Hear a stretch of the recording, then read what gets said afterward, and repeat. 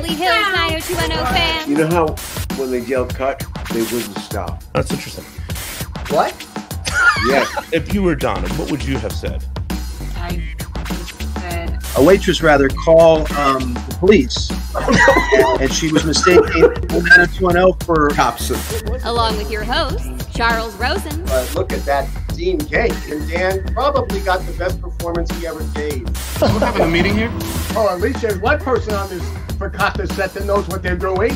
Larry I had a Mullen. friend named Craig Richland. There was still cocaine around and stuff. I always remembered him. I just kind of thought I would honor my coke dealer. Get out of here! Pete Ferrero. Here's where I learned it. It's possible Claire would have gone out with me. That was your takeaway? So sit back and relax because it's like totally time for the Beverly Hills 90210 show. Just hold on to me tonight. Hello, Larry Mullen. Welcome back to the Beverly Hills 90210 show, our first show of 2024. It's a New Year's show. Happy New Year. And Happy New Year. The show itself that we're covering is a New Year's episode. So that's really exciting. So that's why we're covering it. Yes. Yes, it makes sense. How was your New Year's? What did you do? This has been a busy holidays. Last time we were all together was the Super Deluxe Christmas party. Yes. Which was a lot of fun. That game show was good. Chuck, Yes. Chuck and who won? Who do you have as a partner? Caitlin Ryan. Yes. Oh, Caitlin Ryan. Yeah, they killed. I mean, we lost. I feel so bad. They dominated. They dominated.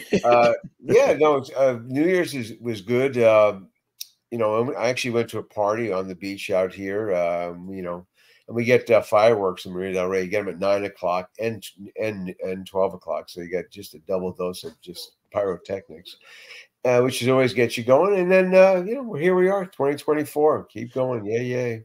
It's exciting. And it's also, today, actually, January 4th, is Chuck Rosen's birthday. I was going to mention it's Chuck Rosen's birthday today in Rosen World, and I know he's celebrating big time with his mishpucha and his beloved grandchildren and children. And it should be fun for him. I haven't talked to him. I saw him briefly yesterday, but I know he's looking forward to it. And he's a young man. I want to say Chuck is a young man. I am so grateful that I got to meet Chuck. I'm sure that you are as well through your years. We'd met at different times for sure, but he has just been so insightful and wonderful and kind to all of us fans. And it's great. And he's hilarious too. So there's that as well. Larry, I wanted to point this out. I got to go to the Walsh House this week. And I saw the pictures on Facebook. I'm going to show this real quick. It's a small little 38-second video.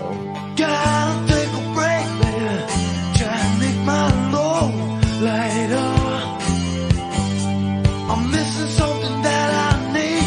Never been much of a fighter.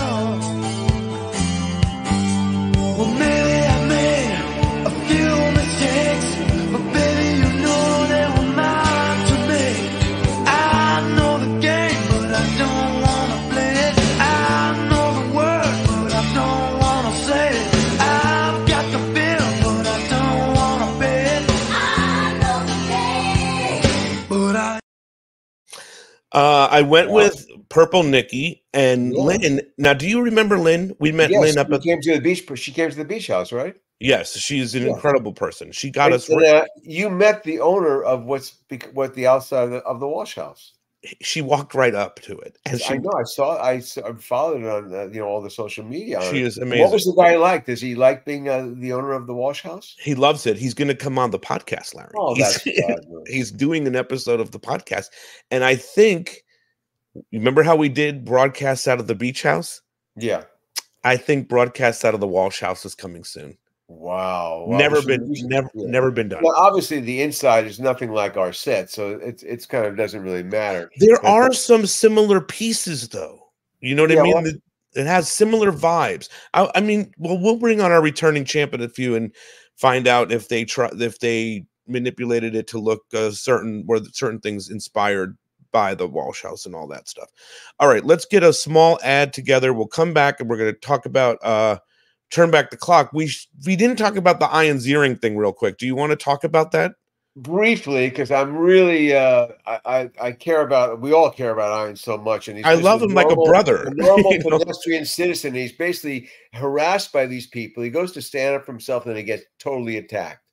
And we know who these people are. I follow them now on Instagram. It's a 605 mini bike gang out of San Gabriel, and they've been posting stuff about it. And we need to out these people, the actual people who did it. But it's the 605 mini bike gang out of San Gabriel, California. They're easy to find. They don't hide around, and you can see them. But I want to know who the people are. We can identify them. I love Ian's earring like a they brother. took some shots at him, which were just and by the way, these bikes are not legal, and the police just allow it. It's just total baloney. He looked like Andre the Giant compared to these people. You know what I mean? Or big, sexy Kevin Nash for real new school wrestling fans. Okay, you that know? was a WWE reference. I did write for Kevin Nash, Right. but yeah, Iron throws a UFC kind of worthy kick at one point. I've gone through the film backwards and forwards to see what I could get, because I really wanted to solve this crime, and I did basically solve it. Now if I know it, the police have to know it, and now we'll see if they do anything. They have to do something about this. We love Ian too much. I doubt it very much. Anyway, we love Iron. Glad that he's okay. Standing up. Brian Austin Green called him a beast. Everyone else, look, he's big sexy. His daughter. I mean, he's got a 12-year-old daughter, for God's sake. Anyway, that's it. All right. Commercial, and then our returning champ and a fun friend of the show is coming back this week. Good. Hey, Beverly Hills 90210 fans. Check out all the latest rad stuff from the Beverly Hills 90210 show shop. They have everything you could possibly imagine. So, go there now, okay?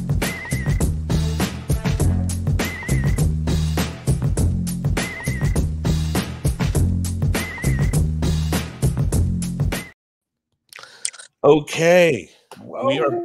We are back here, and look who's joining us. I got to spend a little time with her today. Molly Campbell is here. Molly, hello. Hello. Hi, Drew.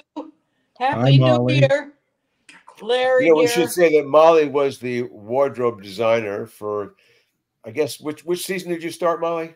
I don't know. I think 3 and Three to eight or something. 3 to 8, something 3 to like 8. that. Yeah. But she was all my time I was there. She was my gal. She gave me some stuff, Larry. I want to show. We're Canadians. Look at this. Exactly. Larry and I are Canadians. We were all silent Canadians. Jason was in there too, and there were a lot of guest star Canadians. And Kathleen. Yes, of course. Yes. Hamilton represent. But I was a landed immigrant. I was really an American who then went to Canada. I was too. I was a London immigrant. Yeah, I did the 60s twice. 3 years of it. Yeah. So I met with Molly. She gave me some really cool things. Look at this. A Tiffany Thiessen photo, and it's signed on the back, right? Oh my gosh. She looks so great, Larry. She's been following our stories on Instagram. Oh, good. I'm so glad. She's gorgeous. She's doing a cooking show on NBC, isn't she? She is. She has a new cookbook out. Tiffany, you have to come on the podcast. I know she somehow put herself away from the show, but hopefully she loves the show. She has to come on the show. We'll talk about the cookbook most of the time and ask a few 90210 questions. Please. It's an amazing cookbook. She's an amazing author. You have to come on this show. Okay, now look at this. Jason Priestley. This is the seasons, Larry, that we're covering today. Yeah, beautiful. Now this is my favorite of all of the things.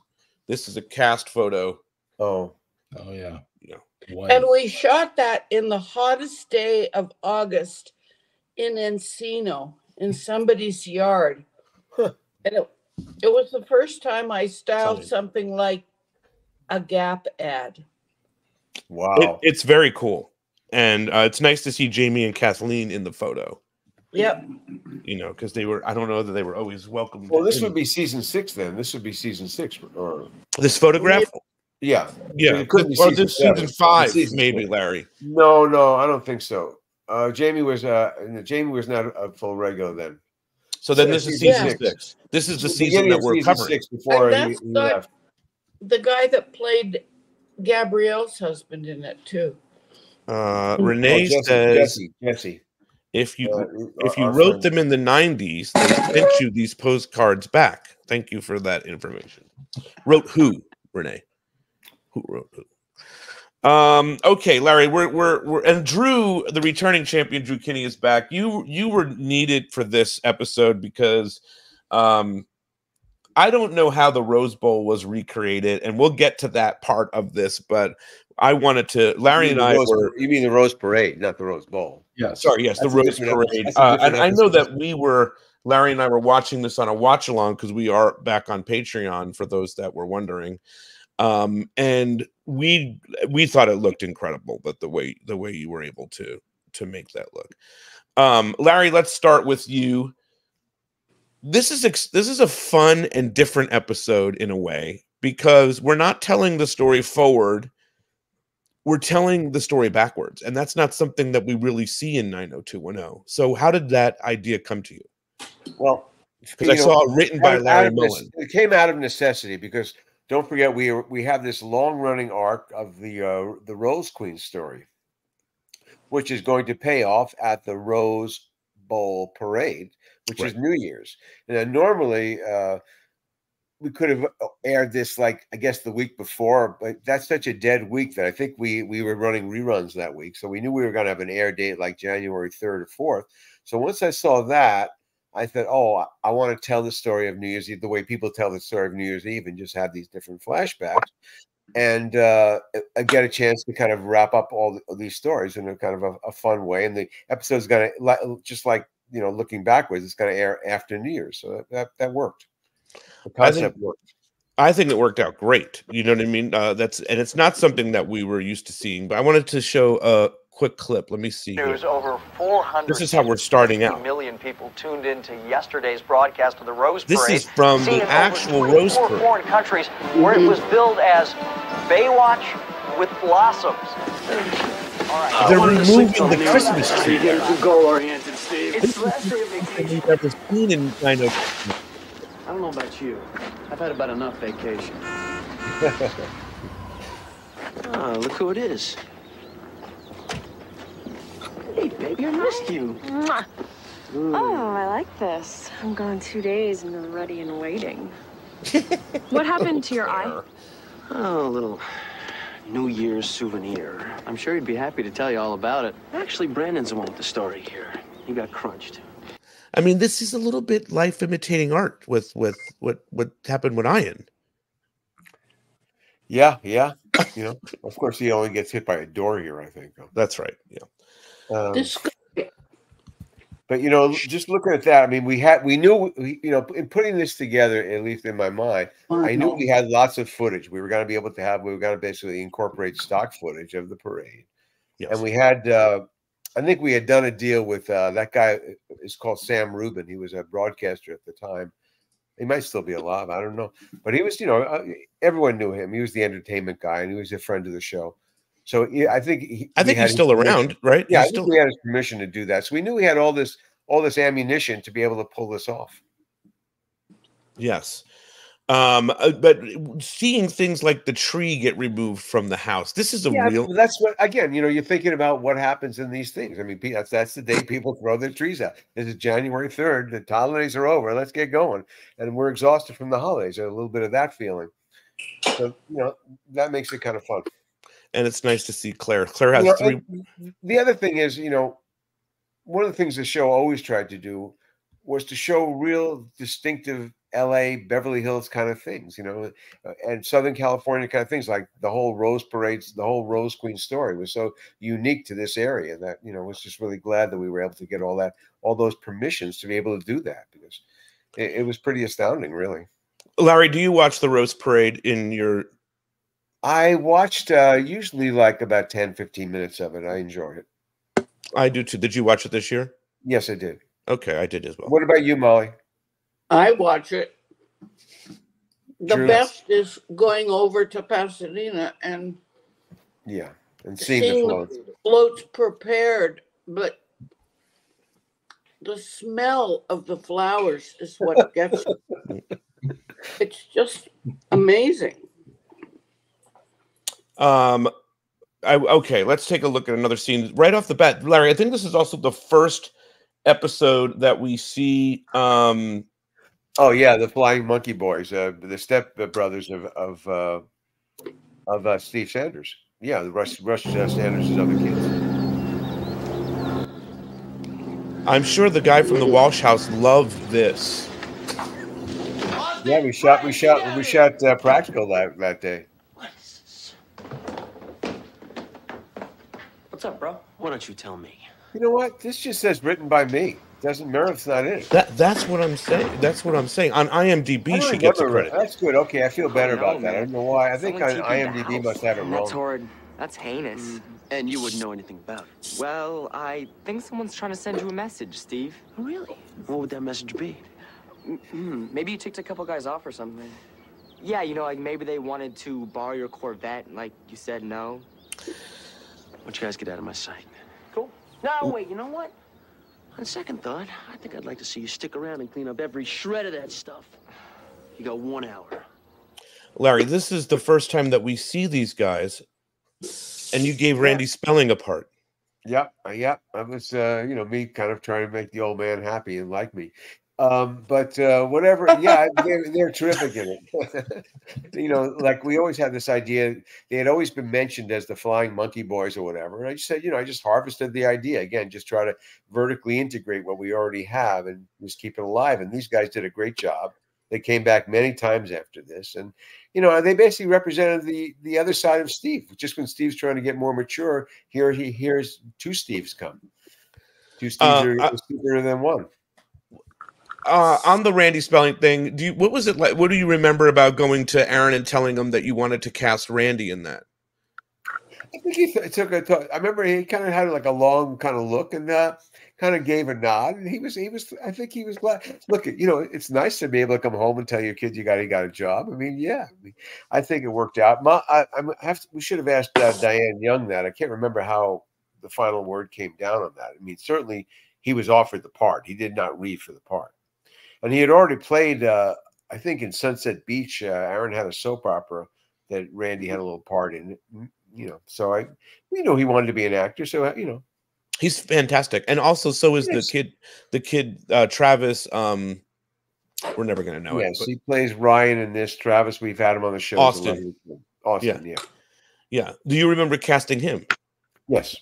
Yeah, because he had the goofy face, which was so moldable. It was all it was kind of like silly putty. I mean, it was all over the place. So, I mean, we knew he was going to overact, but we thought that would be good because Randy might not. So between the two of them will be a good combination. It really works. Lindy says that Jenny Garth posted that she went to the Rose Parade this year. I saw that. Yes, it's and look, it was the most gorgeous day. Also, sorry, Drew. I know. Did you watch it when you were living in LA? Did you watch the Rose Parade?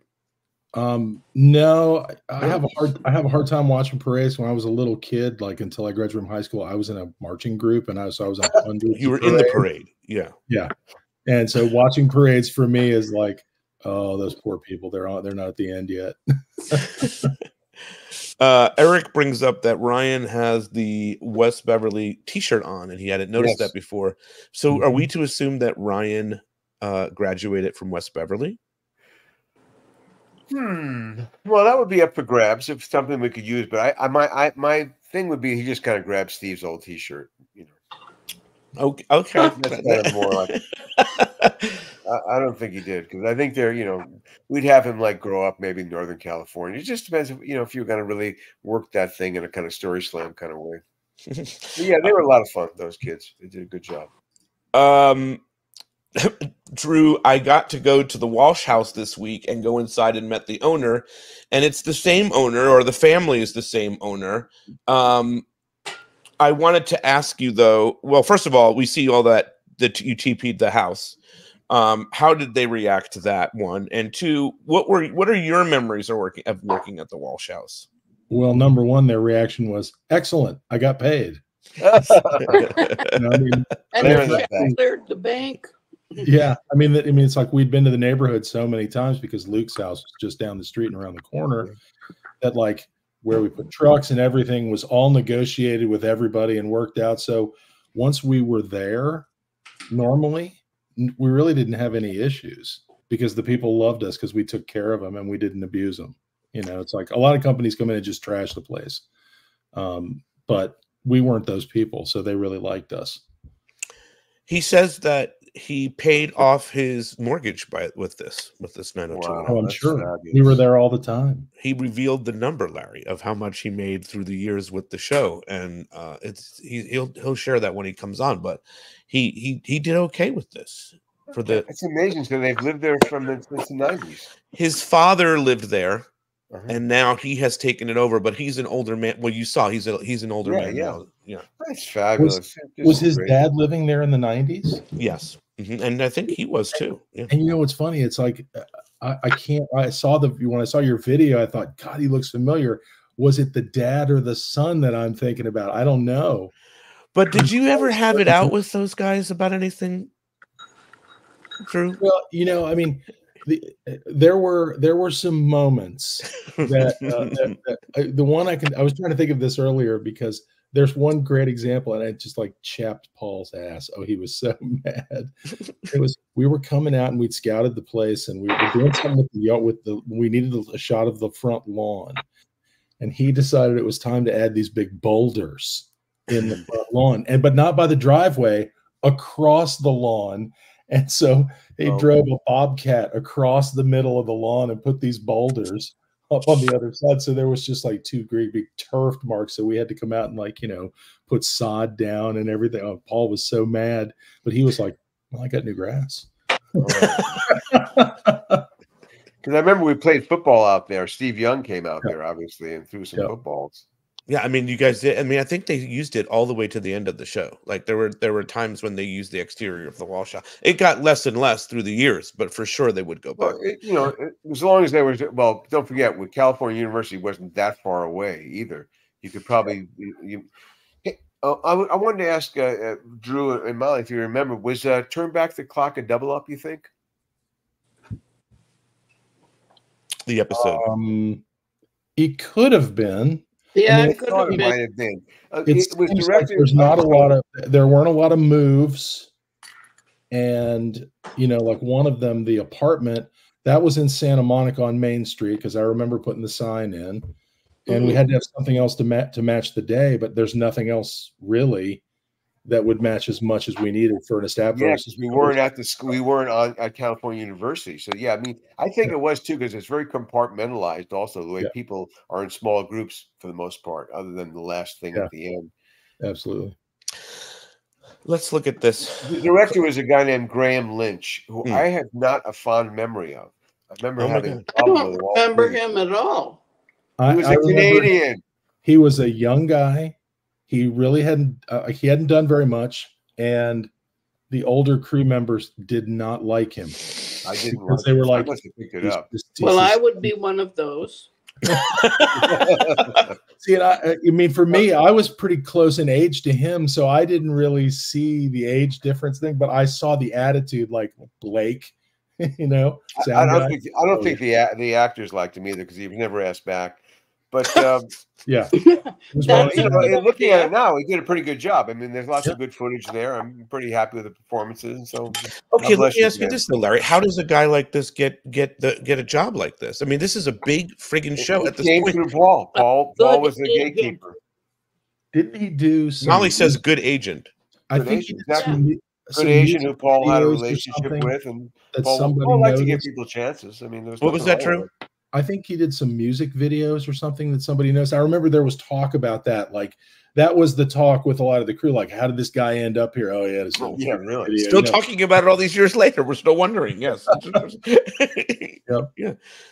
But so Larry, what did you at that time? What was your issue? Was it with him?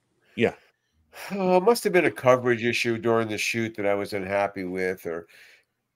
But looking at it now, like I said, it all kind of came together. But I had some other expectations, and I just working with him, it just wasn't that pleasant. I guess it was just usually you meet with the director, you have a tone meeting with him, you're sitting here with him through the casting situation, and then you've got production. I'm looking at basically daily. So at that point, I'm not seeing him at all because I'm not going to the set, and that's about it. But I guess the word was coming in that really he wasn't really, people really weren't liking him, whatever reason. The perception was bad.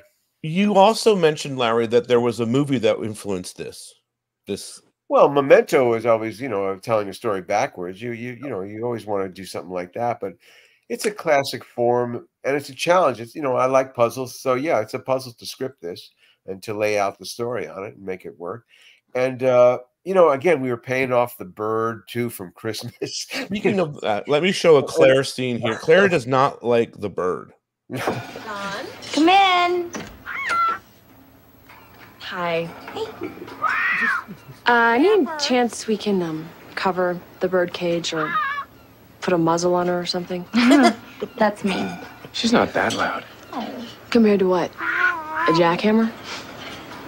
Claire, look, I'm sorry, but Joe's just fixing the cage and then she'll settle down. Why was wrong with the cage? The latch is busted. So it'd be very helpful if you and Kelly made sure that no one opened it. Yeah, sure. Wouldn't want the little birdie to fly away, would we?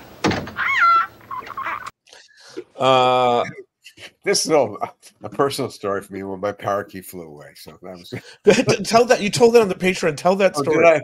No, I love this. What happened? We had a parakeet growing up. They were very big things. So I was probably like about 10 or 11 or maybe 12. And it used to fly around the house when I'd let it out. And someone, I think it was my brother, my little brother Fred, who was the composer of the show, opened the door up. And the bird flew out, went up the tree. And now we knew where it was, but my dad wouldn't let me climb the tree. I said, my dad hated the bird. So I knew it was not going to work out. If my dad went up there, the bird was going to fly away. And that's what happened.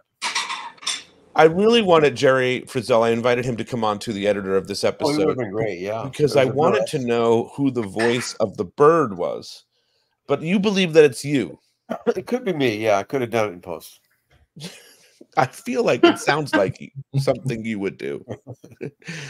I've done animation before, so I've been voices before.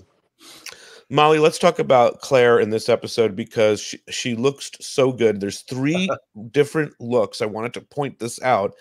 And here's one. This is the first Claire look that we see. Then there was the one in the flashback where she's wearing this robe. Do you remember where she got the robe? I bought it downtown. It's the real Where thing. did I It's buy Japanese silk robe. Wait, what's that, Molly? I'm sure I bought it in Chinatown downtown. Yes. But Kathleen was always very, strong on her feelings about her clothes. Well, she liked this one though, definitely, because Oh yeah. Yeah. And then look her hair. Look at her hair. It's so light. And yes. bedhead. Yes, this is a good hair episode for Kathleen. Yeah. And then even in the scene where they wake up hearing the bird, I'm a huge fan of all of this. Yeah.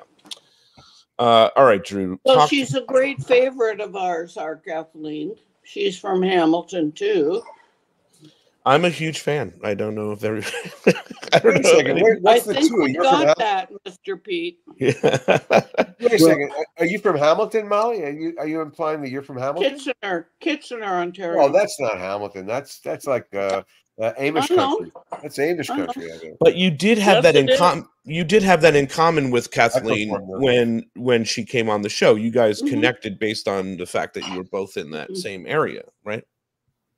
Yeah, she told me. She loves you. She absolutely loves you. Like, I mean, I love her too. And I met her parents, and they came to my birthday party that we had. Oh, wow. I knew that. Yeah, very special people. She is a very special person. Okay, Drew, do you have a Kathleen memory that you? I'm just kidding. Well, no, actually, it's funny because I sent you that Facebook memory that popped up for me today. Yeah.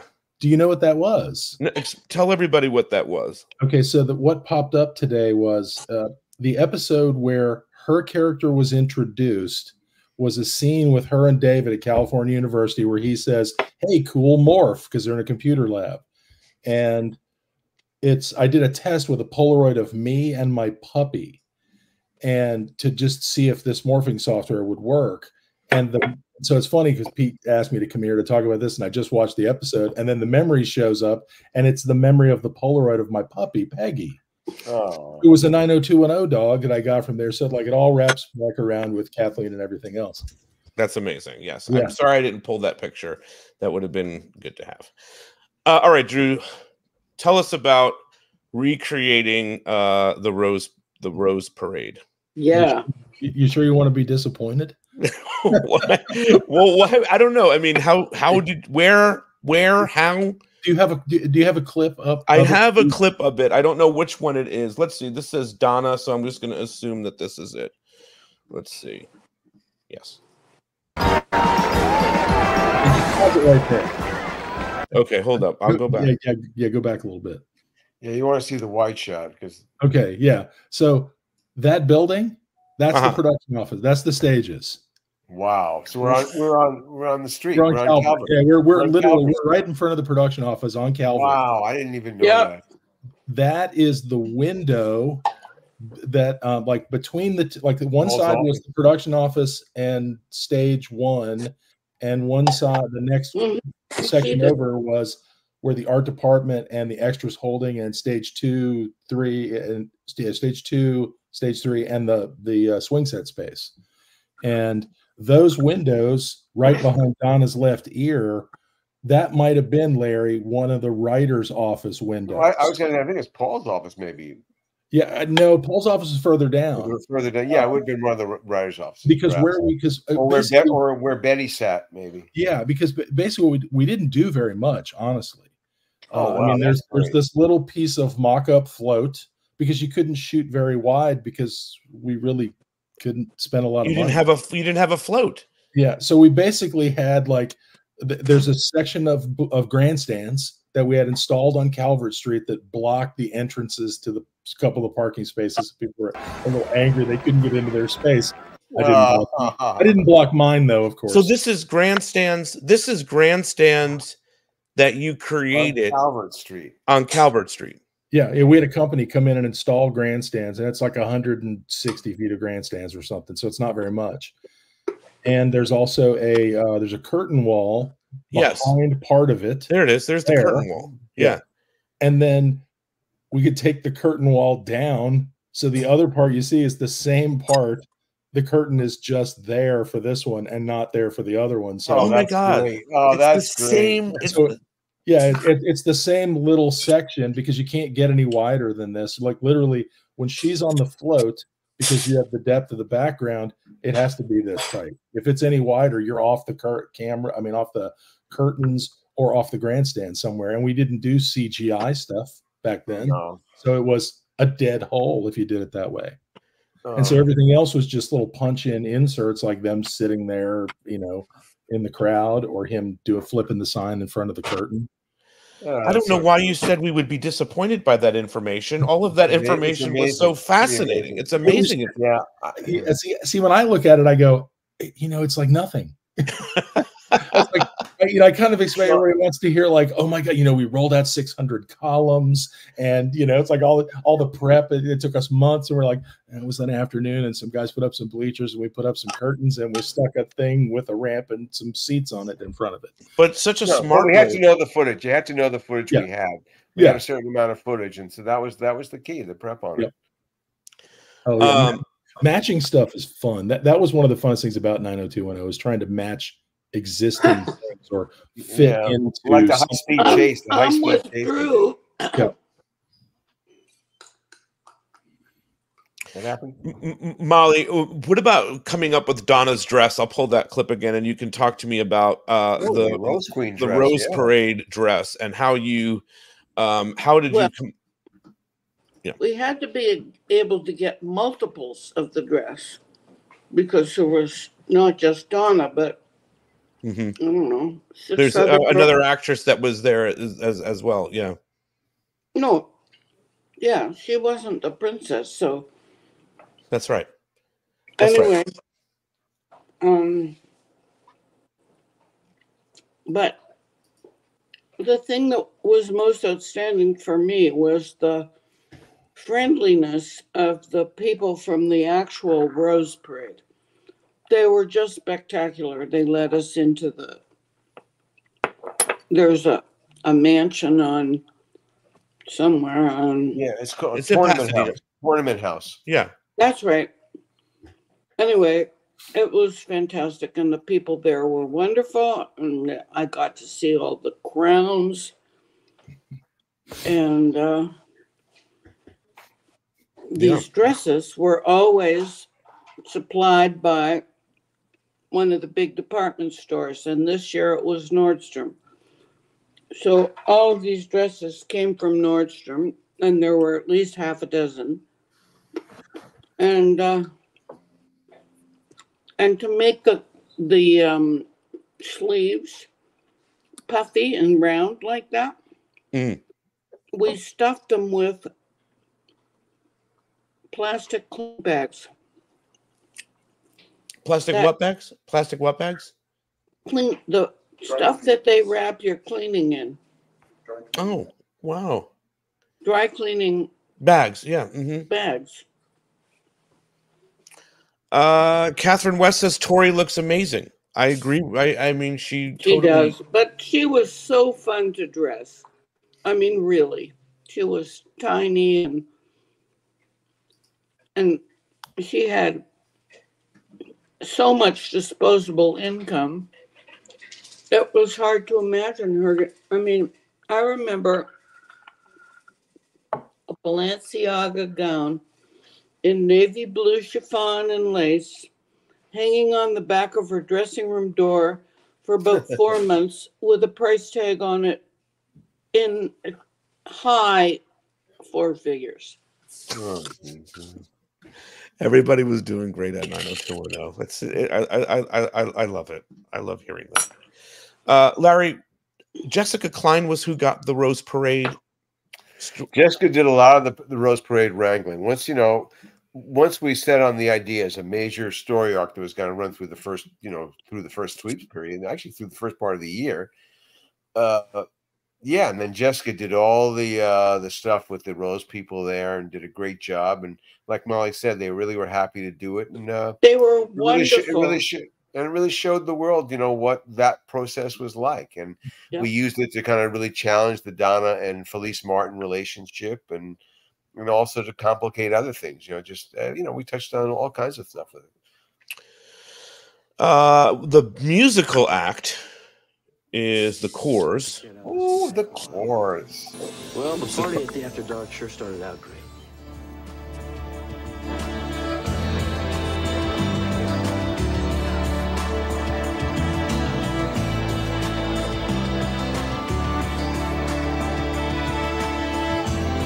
Larry, how did you find? I'm going to mute this before YouTube has a total meltdown. How did you find the Corrs? I liked them. There was a band I liked, and I think periodically I would meet with Ken Buller and tell him what musical acts would be kind of fun if they're going to be around in LA, if there was a way we could work it out.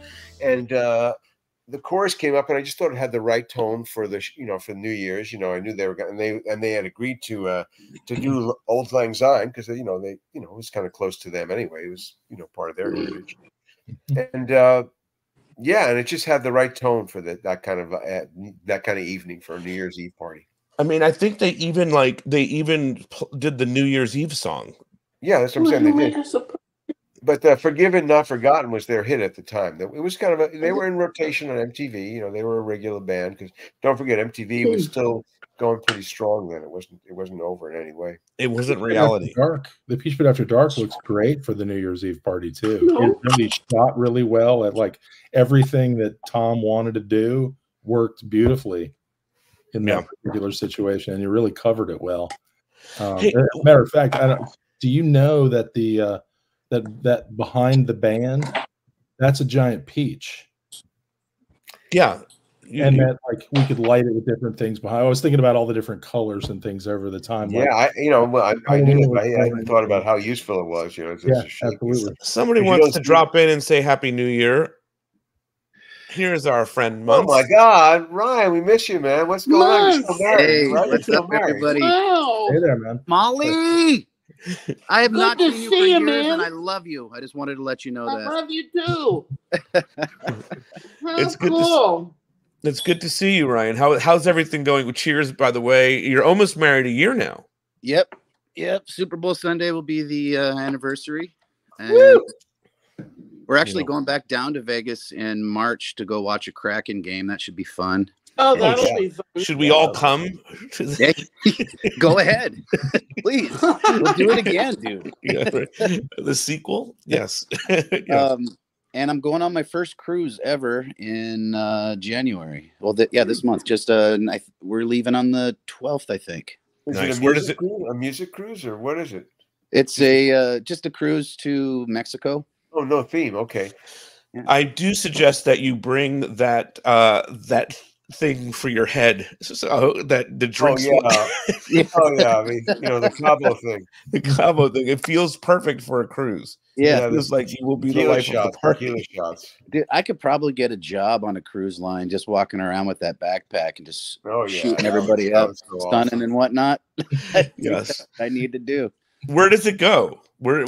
So we're stopping in Mazatlan, Puerto Vallarta, and Cabo San Lucas.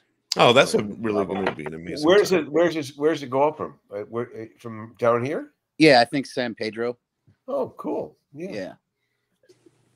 Will you be around for a day or so that we can all have a lunch? Yeah, really. That's let me see. Hey, mom. Yeah, my mom's gonna go on the cruise with me as well as my wife and my mom's best friend, so it's gonna be fun. The cruise, when we show up in LA, do we stay a night or we go right out? No, we go right out. That's all right. Yeah. Well, hey Drew, do you ever look at those music cruises like the Grateful Dead cruise or some of the other kind of cruises, these theme cruises? Do you think about going on them? I look at them and I think, no.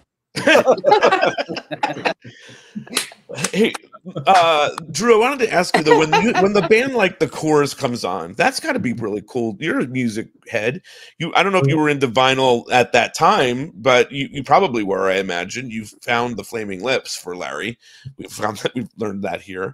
What was it like to see some of these bands come through, especially like the Corrs? Oh, I mean, it was really fun because we had cachet, so we got people. And you never knew who was going to come up next. I mean, Luther Vandross. Yeah. Brian Setzer and his orchestra. I mean, so much. It's like there's lots of there was lots. Everybody wanted to be there. I mean, Christina Aguilera. They all wanted to be there, and that was pretty cool to get associated with all of that. I really enjoyed that. It was fun. Ryan shared a story here about the Christina Aguilera. This is beyond your time, Larry, but that Vincent Young couldn't get her name right. He couldn't roll the R correct. Do you have a memory of that at all, Drew? No, I don't. Okay. Sorry. It's okay, Drew. It's okay. Yeah, it's okay. Well, Ryan, it was good seeing you, man. Thank you so much for being here. Do you have any memory? I don't think you were around for this episode that we're covering. Turn Back the Clock. No, because school was out. It was in between the semesters. But we assumed that months went back to his family, wherever that was. We never really established. Probably Montebello. Not Tustin. Dustin, yeah. All right, Ryan. Good seeing you, my man. We will see you around soon. Okay, bud. Yeah, the Munces are from Koreatown. Oh, okay. All right, represent. Yeah, there you go. Have a good one, my man. Love you guys. Take care. Love you, man. All right, bye. Good man. Chance wants to know if the earthquake pinball machine is still in the Walsh house. The answer to that question is no. But Larry, I think I can find out where it was. I have just recently been in touch with someone who handled the auction when 90210 was wrapping up. And he has all of the information as to what happened to the different items that were there. And he has some stuff. So that's a future podcast episode. Let's look at another scene. Club, they crossed way over the line.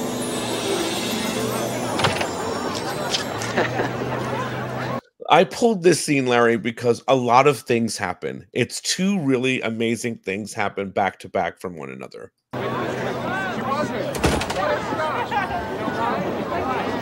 Oh my God! Shaving cream in my car! Who? The festering boils on my butt. Austin and Ryan? I'm gonna kill them. Are you okay? Son of a... Ooh, you just got dirt on my podcast. Happy New Year. Happy New Year! Said Happy New Year. I love a high Happy Colin. New Year. Whoa! There's a piece of work. Who is the artist? You see this? Oh, Colin, I told you, you're not driving. I'm not driving. You're driving me. You're loaded. Come on. Oh man, I look really great writing there, Larry. See? Happy New Year into the Happy New Year. Yes, Molly, what's going on? No, okay. It's a dinner podcast. Yes. What did you? Steve getting his car? Shaving cream. Yeah, shaving cream. Just juvenile things.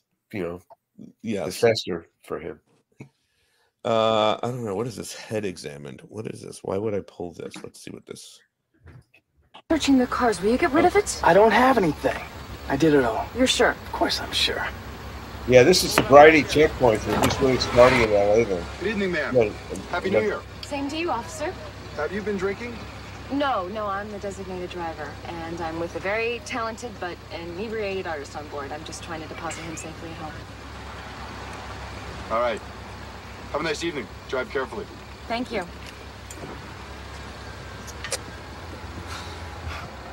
What an idiot. What? My stash was in your ashtray the whole time. You're sick. You know what? You need your head examined. Still trying to get Jason Wiles on this show. It's just not going well. I texted him earlier to try to get him to surprise today. He didn't even respond to it. He didn't even respond to it, Larry. I don't know. When I'm thinking about it, when we did America's Zip Code, he kind of did a thing for us. He was maybe that's what he feels like. Enough. That was enough. That was enough. But he hasn't even talked about his character. We all love his character. He served the show beautifully. I wanted to also point out that Michael Cudlitz is following along here on Instagram. Hello, Michael. I wanted to say hi. Oh, man. Oh, hi, Michael. Yep. Renee says that she loves Val's look here with the red dress and the red lip. It was awesome. Larry, that scene that we just watched at the of him hiding his stash and all of that, was that based on any thing? Well, of course. Of course, we've all had things like that. I mean, for me, it was like on the mat on the mat I had some stuff. It was just pot. But I remember the cop came in and he figured he was looking under the mat. It was like hiding in plain sight. He pulled the mat out and the pot went flying out the door. It was an RCMP guy, Molly, who didn't bust me. And if you remember the actor Jim Burns, remember this actor who did, he was a Vancouver actor, Jim Burns, very good actor who lost his legs. But before he lost his legs, he was in a rock group called God and I. And I was transporting him to a gig doing some roadie stuff. And their stash was on the Michael says hi, Molly. I wanted to make sure, and he gave you a little rose so that Michael Cudlitz. Yeah, he's on. I saw him on Instagram, and he did that. So I wanted to acknowledge that. Thank you. But also, Molly, Tiffany's look here is incredible. Renee pointed that out in the comments section. What was Tiffany like to dress? She seems wonderful. I mean, the look is incredible. The red dress, the red lips. She was wonderful to dress. She had a nice figure. She wasn't insecure. There's a big difference between those who are happy with themselves. Most people have something that they hate about their body, or even the finest backs that I've sipped up, like Raquel Welch. They all have something they don't like. That's incredible. I mean, and Tiffany looks fantastic. But she's wonderful. And Cudlitz, go ahead. I'm sorry. Cudlitz He says, Wasn't that "Happy New Year! exciting? Happy New Year! We'll see you all later in the new year. So be well." That was his comment to you. I just wanted Great. to share that. Yeah. Eric Parsons says Tiffany should come on the podcast. She did a really good job, and she should take her victory lap. We need to get Tom Fichter and Gary Antista on. So Tom's been here. We would love Gary on here. I've tried to get Gary. For fans that don't know, Gary was the person that did all the props. I know. And he's responsible for a lot of iconic things that happened here. So I don't know why he won't do it. Drew, are you connected with Gary? No, he's just grumpy. He's busy being a grandfather. Yeah. He would be so good to have here, though. Oh, absolutely. Yeah. Yep. Gary was awesome. Well, we want to get Drew out here. You know, we should probably try to get Ken Stringer on. Ken Stringer would know a lot of stuff too. Yes. Oh, Ken, bless his heart. Love Ken. I was in Canada and I was watching reruns of Dynasty. That sounds amazing. That's an experience. Anyway. Larry, did you watch much Dynasty? Was Ken Stringer on the show? Was he an AD on the show? Mm-hmm. No, I never watched Dynasty. Yeah, no, he was an important guy. He was also what was called the scheduling czar for the double ups. Yep. Absolutely. Yep. Oh, he would be fantastic to have just to discuss. You know, just to understand what that meant was he had to balance the shooting days between the two shows. He was the only one who could do it. Really like a real puzzle. He was the only one. On what set? I do feel like we've talked to him about coming on. He was open to it, so I'll revisit that. Yeah, he also was a writer on the show. He wrote a number of episodes also. He did. Yes, I remember all the way to the end of the show too. Yeah, I remember his first one. He was so excited about. I remembered it was about the production blind meeting. penis. Yeah, I remember the production meeting to do the read through. I remember he was just beaming because it was his script. Yeah, because he crossed over. I don't know if he became a writer after that. I really don't know what happened to him, but he certainly did some nice stuff for us. He knew it and had a good way, and he handed in good drafts. I think there was an incident in his life that took him out of the. Yeah, I think he lost a loved one. I think you're right. Didn't he lose his wife in I think anesthesia or dental? That is what happened. It was it was a tragedy. Yep, it's a tragedy. Something like that. Yep. Okay, Larry. The other thing to talk about is all of this. Seeing you again, but you're all right, man. Thanks. But you might not think so after I tell you the real reason I'm here. Not the music? I'm in love with her, Brandon. And I've been with enough women to know Susan's the one I want. Then why'd you break up with her in the first place? Susan didn't tell you? No, not really. Well, I'm not surprised. It was very personal. I see. Performance problems? Oh, that's funny. But I'll tell you right now, there is a bond between Susan and me that no one could ever come between. And I'm supposed to... I don't care what you do, Walsh. You're irrelevant.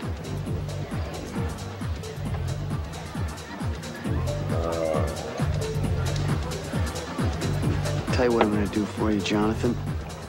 I'm going to chalk this whole conversation up to jet lag. All right, big guy? Okay, enough talk. Who wants to dance? And we would get Brandon to dance. Yeah. Again, it's working the triangle. In the writing, it's working the triangle, and it gave Brandon a great adversary who just kind of really has him twisting the wind over this girl. I mean, even if he doesn't want the girl, he wants her now, just so this guy doesn't have her. And it's just the guy Carl T. Evans, who plays Jonathan Caston, named after a buddy of mine. Really does a great job. He's just, it's just, I think he's been the best adversary Brandon ever had, frankly, because this guy just really gets under his skin. You can just see Jason as an actor just twisting the wind. He's not happy at all. He does a really lovely job. Here's another scene I wanted to show, Larry, from that same sequence. Well, I got to get a move on, so Happy New Year, Suze. Happiest to you, too.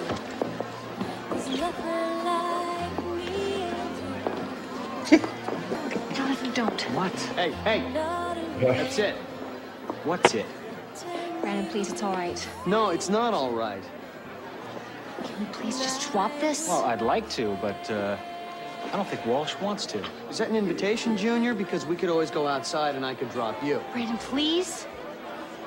Yeah, spoken like a hockey player. Good night. I'm sorry I caused you so much trouble. What a crazy scene. He's kissing her right in front of him.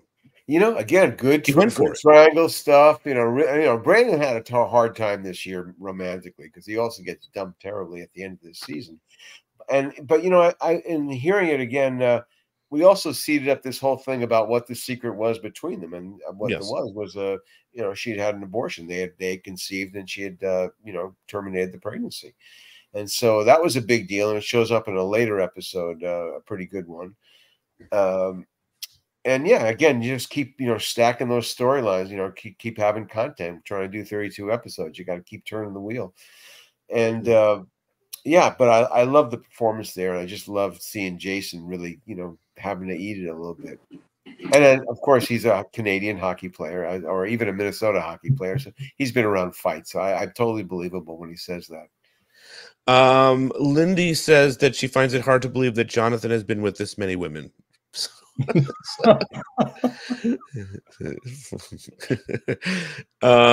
Anyway, the other thing that happens, and I didn't pull this clip, and people are saying don't play any more clips for some reason. I guess YouTube is being funny, or Facebook. Is that Steve does let the kids off the hook with not reporting to his dad that they had been acting up. Yeah, like, you know, again, it gives Steve a full arc because really he realized that they were no different than he was, and he basically gives him he lets them off the hook. Russ calls, and he's, you know, about to burn them, and everyone's watching him, and he kind of melts. He just says, screw it, you know, let him go. Steve Sanders is the nicest guy in the world. Yeah. All right. I think, Molly, it's good to see you and to have you back in LA. I know you were in Canada. Thank you very much. I'm going to say good night. Good night, Molly. Good night, Molly. Love to see you. Happy New Year. Come back and join us. Drew, you better come out here and see this final. Yeah. Absolutely. Yes. And Larry, I want to pitch that show for Port Carling. Port Carling. Wow. That's hilarious.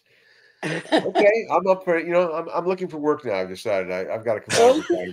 That's amazing. We'll talk. Thanks, Peter. It's good to see you today. Thank you for all the fun gifts and whatnot, and we'll be back over there soon. Yeah. Great. All right. See you soon, Molly. Yep. Bye-bye. And for you, Drew and Larry, how do you think this episode holds up? We don't know. We never see another New Year's episode again. But I loved this concept. I think, you know, it delivers on a lot of different storylines, and it has some really cool scenes in it. And we pull off the parade thing. It's just, you know, again, it's such a small, you know, compared to the budgets of today, what we pulled off, you know, and doing 32 hours a year is just astounding. You know, I don't know how we did it. Well, especially realizing that this is most likely a double ups episode, and still being able to pull that off while doing, you know, multiple simultaneously. Absolutely, yeah. It's just. And Larry, the result of this episode is how many people approximately do you think watched this episode? Probably 15 million, 13 to 15 million. That's an incredible number considering what audiences are like that today. Was kind of what it averaged that season, you know, like 13 to 15. Yeah. You know, I think it went down sometimes. You know, the episode, of course, I always hated was the Wednesday before Thanksgiving, which they made us air, and then that got like a 9 million this year, which they go, why is it so low? I go, yeah, because people are traveling. Our kids are coming home from school. Drew, did you go? I forget. Did you go to the Stones show? No, I went. I walked on the stage before the show. Yeah, when we scouted it. I did my little Mick Jagger dance for Dave. That's amazing. Do you have a picture somewhere of you on this stage? You know, I'll bet that I do, because the one had to have. Well, the one thing I have somewhere is I have a box of negatives from Tech Scouts. Oh God, Drew! I have no idea what's in there. I mean, and it's just like roll after roll after roll after roll of Tech Scout negatives. Yeah, that would be a one. We should do a Tech Scout negative show one day. Oh, yeah. Well, you got to develop them. It's hard to do. Yeah, that would be fun to see. Tell people what a Tech Scout is.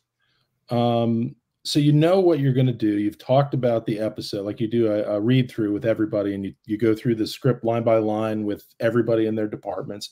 You talk about everything that you're going to do, and then you get together with all the key people in the departments, and you go visit all of the locations, and you talk about all the logistics, where the truck's going to go, where's the cable going to go. We're going to put this in here. You can't go in here because we're going to block this. You can't go over here. Don't use the bathroom in this part of the house because there's bad plumbing there. And some directors never listen to that anyway. And so, it's funny. I was thinking about Tech Scouts the other day, and it's like, it pops up every now and then. And I always think about it. And I think, oh, my mom would still think it was cool because she did back then, is that on a Tech Scout, we all had to use the bathroom. We were out in Malibu, so Anson Williams took us to his house to use the bathroom. Oh, that is so cool! And my mom thought that was the coolest thing ever. No, your mom's right. That is the that is the coolest thing. Wait, you got to use the bathroom in Potsy's house? Happy days. Yeah. We tried to get him on here too because he's directed a bunch of episodes, but he hasn't responded to that. So who knows? If he's on Instagram, everybody attack his account. I don't know. Brian says, great writing, like always on this episode, Larry Mullen. It was a unique episode, being it was a New Year's theme. So thanks, Brian. All right. I feel like we've covered it. I think Chuck will be back next week. I don't remember what we agreed to all talk about. Do you? I feel like it's a pig is a boy. Oh, yeah. Pig is a boy is a dog. Yeah. Brenda gets arrested. I feel like that's where we're going. Pig is a boy is a dog. Campus activism. Yes, and I know we sort of covered it briefly on a different episode, but we're going to really dive deep. By the way, Larry, someone told me earlier this episode is not available. This one that we watched today, Turn Back the Clock, and also the episode that we're going to cover next week, both not on anywhere. I don't think you can get them on Paramount. I mean, they have to do the right thing. We have to just keep the pressure on Paramount. Plus, to not deny the fans the chance to watch the show. So my guess is that the reason why this is not on is for two reasons. The chorus, and then also maybe the Rose Parade. No, nothing to do with that. No, but again, it just means that they're too lazy and too cheap, because all you have to do is call up the music club and say, hey, we want to have another round of rights on it. They're going to say what the price is, and you're going to say negotiate, and you're going to get a fair deal. You don't think the Coors would love to have this? Of course they would, but they don't control their publishing. Probably, some of them. I just can't imagine being a young fan or a fan that wants to binge 90210 on one of the streaming platforms. You've heard so much about this classic 90s show, and there's I don't know how many episodes. A lot of episodes. I counted it for somebody. 59. I think there's 59 of the episodes. In 10 seasons, you can't watch. It's outrageous. There's just a pivotal one, Yes. Scott gets killed. On the roadie for Colin Bad, you can't see it. Oh my God! I just saw this with. Drew. Chuck and I picked out his favorite scenes. He didn't pick out your specifically, but the whole setup on that episode of them tracking the band and all that stuff, and then they're tracking you for a minute too. Maybe one day I can convince Chuck to do a full throttle deep dive and bring you on that episode to talk about that scene. All right, guys, this has been great. Another great episode. We will see everybody back here next week. Don't forget, there's more content. If you get tired and you're like, I want more 90210 content of this show, you can go to patreon.com/Beverly Hills 90210 show.